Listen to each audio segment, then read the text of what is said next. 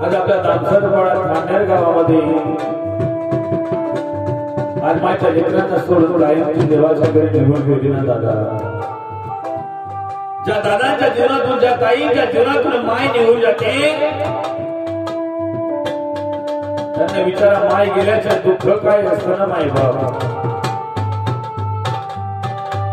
आज अरुणा माय आज आपल्याला कायमच्या सोडून गेलं दादा. ज्या आप्पासाहेबांच्या नावाच्या तो आई कंपाळाला कुंकू लावलं होतं ना ग, आज त्यांना सोडून तू कायमची निघून गेली ना ग माय. सुवासिनीच्या रूपाने या घरात तू निघून गेली, लक्ष्मीच्या रूपाने तू घरात नांदत होती, आज तू आम्हाला सोडून गेली ना गाई. विचारा दादा सासर वाशिनी मुलींना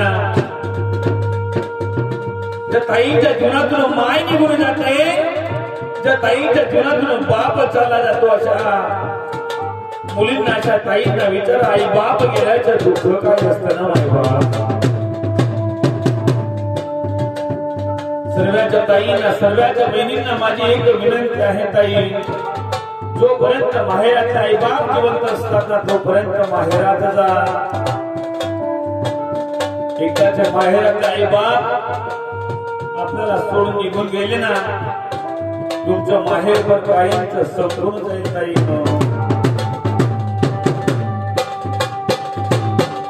माहेरात भाऊ भाऊजाई कितीही जीव लावला राहिले ना तरी काही महिलांची जागा कोणीच नाही घेऊ शकत माय बाप.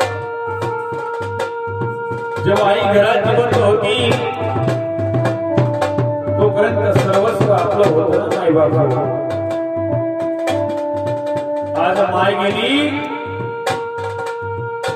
जे घराचं सुख समृद्धीचं वातावरण होतं ते आज कायमचं निघून गेलं. माय बाबा,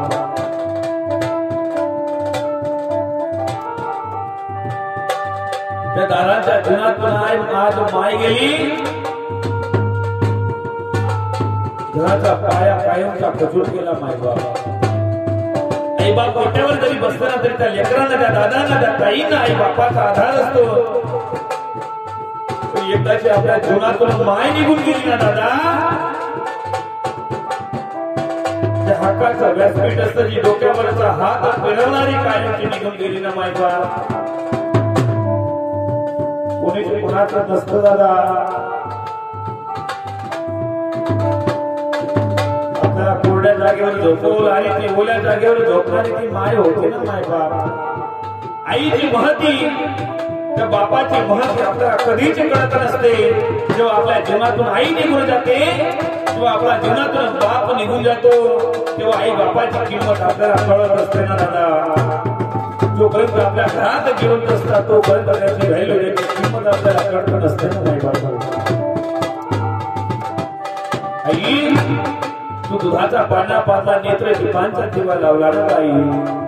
एकदा येणार तो एकदा दादा म्हणून हात मारणार माय, तुझा हात शेवटचा दिवस आपल्याला गोड करायचा आहे ना काही.